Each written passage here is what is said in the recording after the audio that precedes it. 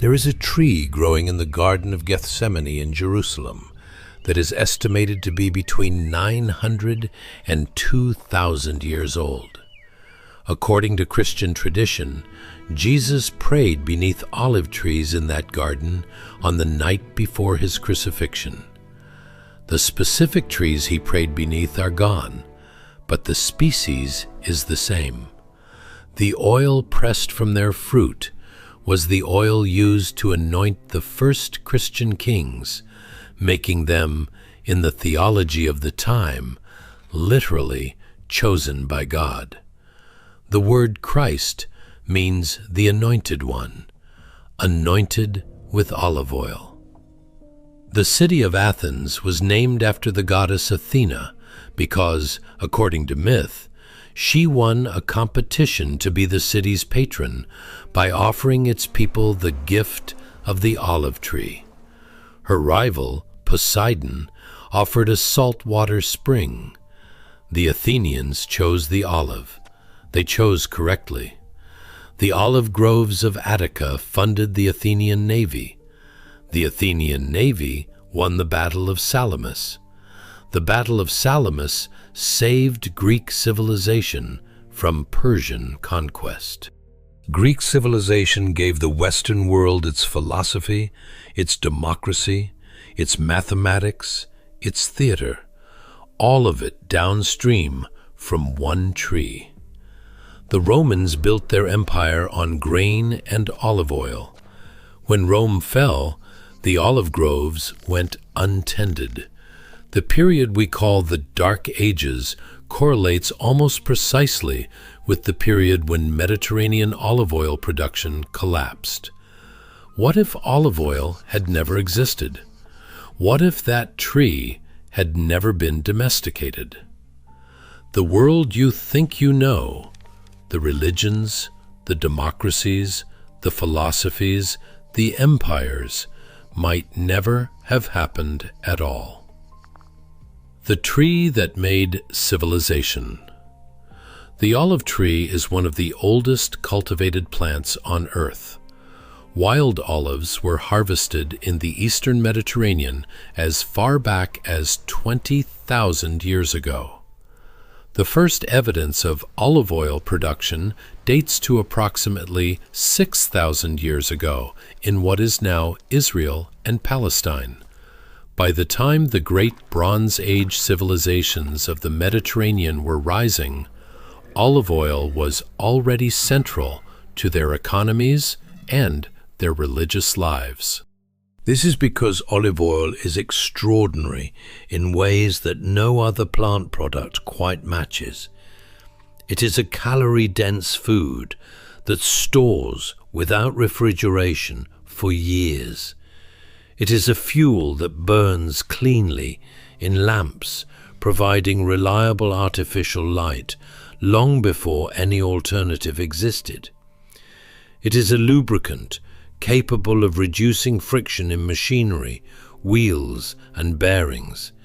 It is a soap and a cleaner. It is a medicine. Ancient physicians used it for everything from wound care to earache. And it is a preservative, capable of keeping other foods edible for months or years when packed in oil. No other single agricultural product has ever done so many things simultaneously. Grain feeds, cotton clothes, timber builds. Olive oil did all of these things and more from a single tree that required minimal water and could grow on hillsides too steep and rocky for any other crop. The first civilization to truly understand this was not Greece or Rome. It was Minoan Crete. The Palace of Knossos, the great Bronze Age palace complex on Crete, built approximately 4,000 years ago, was organized in significant part around olive oil. Its vast basement storerooms contained hundreds of enormous clay storage vessels called pithoi. each capable of holding hundreds of liters of oil. Archaeologists have estimated that Knossos could store tens of thousands of liters of olive oil at any one time. This was not simply pantry storage. It was a sophisticated economic system. Oil collected as tax from surrounding farmsteads, stored centrally, redistributed to palace workers, craftsmen, and soldiers as payment, traded with other Bronze Age civilizations across the eastern Mediterranean. Olive oil was the currency, the tax system, and the strategic reserve of Minoan civilization simultaneously. Without it, the palace could not have fed its workers, paid its craftsmen, or funded its fleet. The extraordinary Bronze Age culture that gave us the legend of the Minotaur and the Labyrinth was built at its economic foundation on oil stored in clay pots. Homer understood the deeper significance. In the Iliad and the Odyssey, the foundational texts of Western literature, olive oil appears constantly. Heroes anoint their bodies with oil before battle. The dead are washed and anointed with oil before burial. When Odysseus finally returns to Ithaca after 20 years of wandering, he recognizes his home not by its architecture or its people, but by a specific olive tree, the one around whose ancient trunk he had built his marriage bed. The tree is his home. The tree is continuity itself. But it was the Phoenicians who turned the olive from a regional product into a Mediterranean institution. Between 1500 and 300 BC, Phoenician traders and colonists carried olive cuttings with them as they established settlements across the length of the Mediterranean. Carthage in North Africa, Cadiz in Spain, Cagliari in Sardinia, Palermo in Sicily. Wherever the Phoenicians went, olive groves followed. Without the Phoenician expansion, the olive might have remained a product of the eastern Mediterranean coast. Instead, it became the defining crop of an entire sea. The terraced hillsides of Greece, Italy, Spain, Tunisia, and the Levant, the characteristic landscape of the Mediterranean world, were built specifically to grow olives on land that would otherwise be agriculturally useless. The landscape of the Mediterranean is literally shaped by this one tree, and the tree shaped the people who grew it in return. Olive cultivation requires patience on a scale that most crops don't demand. An olive tree takes 15 to 20 years to reach full production. Planting an olive grove is an act of faith in the future, a statement that you intend to be here, in this place, for generations. The communities that grew olives were not nomadic. They were rooted. They built cities, institutions, legal systems, philosophies, the architecture of civilization, because they had invested in trees that would outlive them. The oldest known living olive tree in Vouvet on the island of Crete is estimated to be between 3,000 and 4,000 years old. It still produces olives. It was alive during the Trojan War. Oil and the gods. In every civilization that touched the Mediterranean, olive oil was sacred. Not metaphorically sacred, literally sacred, the substance through which the divine communicated with the human world. In ancient Greece, olive oil was the prize at the Pan-Athenaic Games, the athletic competition held in Athens every 4 years in honor of Athena. Victors received large painted amphorae filled with sacred olive oil pressed from trees in Athena's sacred grove. The oil wasn't just a prize, it was divine favor made liquid. Winning athletes could sell their oil for enough money to live comfortably for years, the ancient world's equivalent of an Olympic endorsement deal, but with theological weight. The sacred flame that burned in the temple of Zeus at Olympia, the eternal fire that was the spiritual heart of the ancient Olympic Games, burned on olive oil. Every 4 years, athletes from across the Greek world gathered at Olympia to compete, and the fire that presided over their contests was fed by the same oil that anointed their bodies before competition. That flame never entirely died. The modern Olympic torch relay, the ceremony in which a flame is lit at Olympia using a parabolic mirror and carried across the world to the host city, is a direct continuation of this ancient tradition. Every 4 years, billions of people watch a ceremony that began with olive oil burning in a Greek temple 3,000 years ago. The oil is gone from the modern version. The fire remains. In ancient Judaism, olive oil was the fuel for the menorah in the temple in Jerusalem, the eternal flame that represented the presence of God. The miracle of Hanukkah is specifically a miracle of olive oil, a single day's supply of ritually pure oil that burned for 8 days. In Christianity, olive oil is central to 4 of the 7 sacraments.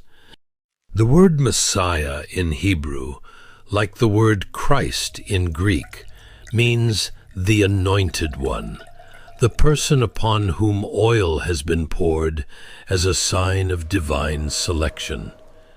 Every Christian king in European history was anointed with oil at their coronation. And in Islam, the olive tree appears explicitly in the Quran. Surah An-Nur compares the light of God to a lamp filled with oil from a blessed olive tree. The Prophet Muhammad is reported to have said, "Eat olive oil and anoint yourselves with it, for it comes from a blessed tree." 3 of the world's largest religions, Judaism, Christianity, and Islam, together accounting for more than half the human population, all regard the olive and its oil as sacred. This is not coincidence.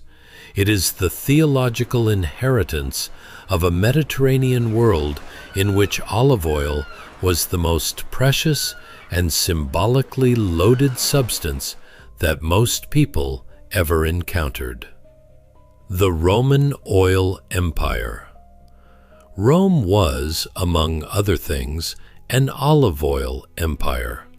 The Roman economy ran on 3 commodities: grain, wine, and olive oil. Roman olive oil came primarily from the provinces. Spain supplied perhaps a third, North Africa much of the rest. This created an extraordinary logistics operation.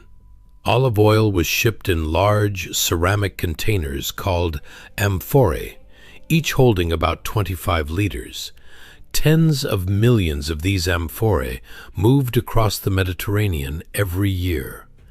The broken fragments form Monte Testaccio in Rome, a hill approximately 50 meters high, composed almost entirely of broken olive oil amphorae. Those amphorae were deliberately smashed. Once used for oil, they could never be fully cleaned. 53 million amphorae, each smashed by hand, each representing 1 delivery of oil to the capital of the world. But olive oil did more than feed Rome. it defended it. When the Western Roman Empire collapsed in 476 AD, the Eastern Roman Empire, Byzantium, survived for another 1,000 years, centered on Constantinople. One of the key weapons that allowed a relatively small empire to resist siege after siege, invasion after invasion, was a substance known to history as Greek fire. Greek fire was the most feared weapon of the medieval world. It burned on water. It could not be extinguished with water. Attempts to douse it made it burn more intensely. Byzantine ships deployed it through bronze tubes, spraying liquid fire onto enemy vessels. Arab fleets, Viking raiders, and Bulgarian armies all encountered Greek fire and were repelled by it. The exact formula was a state secret so closely guarded that it was lost entirely after the fall of Constantinople in 1453. No one alive today knows precisely how it was made. What is known is that olive oil was a primary ingredient.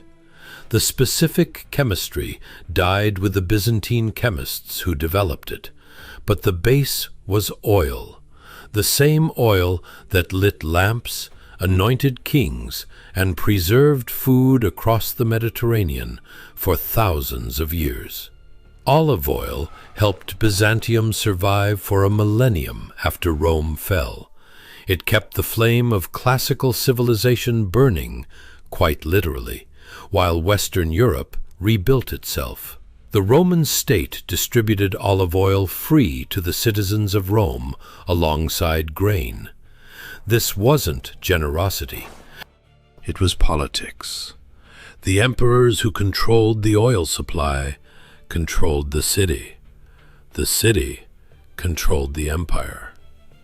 When the Western Roman Empire collapsed in the 5th century AD, the olive oil trade collapsed with it. Without oil, lamps went dark. Literacy declined.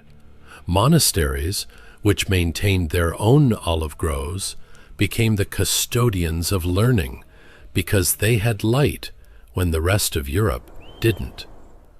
The survival of classical knowledge through the early medieval period is in part a story about olive oil. The modern oil wars. Olive oil today is a global industry worth approximately $14 billion annually. Spain is the world's largest producer, accounting for approximately 40% of global output.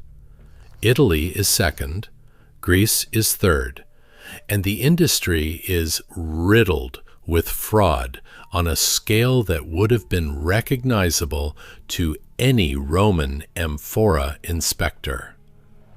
A 2010 study by the University of California, Davis found that 69% of imported olive oils labeled as extra virgin failed to meet the international standards for that designation. Some were adulterated with cheaper oils, some were oxidized, some were simply lower-grade oils mislabeled as premium product. The Romans had it too. Ancient sources describe merchants adulterating olive oil with cheaper fats. The fraud has not changed, only the chemistry. The Italian organized crime organization, Camorra, has been documented participating in olive oil fraud. The FBI has investigated it as a serious organized crime issue. A substance that was once so sacred it anointed kings is now the subject of mob infiltration and FBI investigations. And then, in 2023 and 2024, something happened that had not happened in living memory. Spain the world's largest producer, accounting for 40% of global supply, experienced 2 consecutive years of catastrophic drought. Olive harvests collapsed by 60 to 70%. Global olive oil prices rose by 300% in 18 months. Supermarkets in Spain, Italy, and Greece began locking olive oil behind security cases, the way pharmacies lock up controlled substances. Spanish consumers, who had never thought twice about olive oil, suddenly could not afford it. For the first time in thousands of years, the Mediterranean world confronted the possibility of genuine olive oil scarcity. Not manufactured scarcity, not monopoly pricing or fraud, but actual physical shortage driven by climate. The agricultural system that had sustained Mediterranean civilization for 5 millennia was showing, for the first time, signs of breaking down under conditions that no amount of farming skill or economic management could fix. When the Greek and Spanish economies collapsed during the debt crisis of the early 2000s, families that had abandoned olive cultivation for generations returned to trees their grandparents had planted. The trees asked for nothing. They had been growing without attention for decades, still producing. In a country where unemployment hit 27%, the olive harvest became, for many families, the difference between eating and not eating. The oldest agricultural technology in the Mediterranean world turned out to be more resilient than the financial systems that had replaced it. The tree under threat. The olive tree faces a threat that could reshape Mediterranean agriculture more dramatically than anything since the Roman collapse. Xylella fastidiosa is a bacterium that infects olive trees, blocking their vascular system and causing olive quick decline syndrome. Infected trees stop producing, their leaves wither. Within a few years, they die. There is no cure. Xylella arrived in the Puglia region of southern Italy, the heel of the boot, home to some of the oldest olive groves in the world, sometime around 2013, probably carried on ornamental plants imported from Central America. By 2024, it had killed or infected millions of trees, including ancient specimens hundreds of years old. The Puglia outbreak is not just an agricultural crisis, it is a cultural crisis. The oldest olive trees in the region are historical artifacts, living witnesses to 2,000 years of continuous cultivation. Losing them is like losing a cathedral. Some of the infected trees are older than the Italian nation. Some are older than the concept of Italy. And behind the immediate crisis is a longer-term threat. Climate change is shifting the conditions for olive cultivation across the Mediterranean, creating drought stress that makes trees more vulnerable to disease, moving the viable growing zone northward, and threatening the agricultural systems that have defined Mediterranean civilization for 5,000 years. Finale. A world without olive oil. No Minoan palace at Knossos, built around oil storerooms. No Athenian navy. Without the wealth from olive cultivation, Athens could not have built the fleet that won at Salamis. No victory at Salamis, and Persia conquers Greece. No Greek civilization as we know it. no philosophy, no democracy, no theater in the forms that shaped the Western world, no Olympic flame, no anointed kings, the theology of sacred monarchy that defined European political life for 1,000 years requires oil.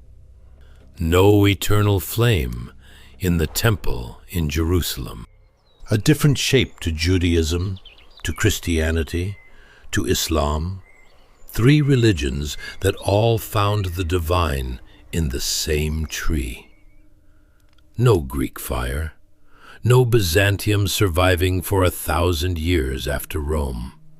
A different dark age, perhaps darker, perhaps longer. One tree, growing on rocky hillsides around a sea. But here is what the history of olive oil actually reveals, beneath the mythology and the fraud and the disease. Every civilization that has ever called itself great has built itself on something specific: a crop, a mineral, a trade route, a source of energy, and has told itself that its greatness was the product of its character, its values, its institutions, its gods. The Greeks had philosophy and democracy. They also had olive trees on the right hillsides. The Romans had law and engineering. They also had provinces that produced oil. The connection between the material and the civilizational is always there. It is always specific, and it is always more important than the civilizations themselves wanted to admit. You pour olive oil without thinking about any of this, but the bottle in your kitchen is the end of a 5,000-year story. Every drop connects to the oldest trees, the oldest wars, the oldest gods. It just doesn't say that on the label.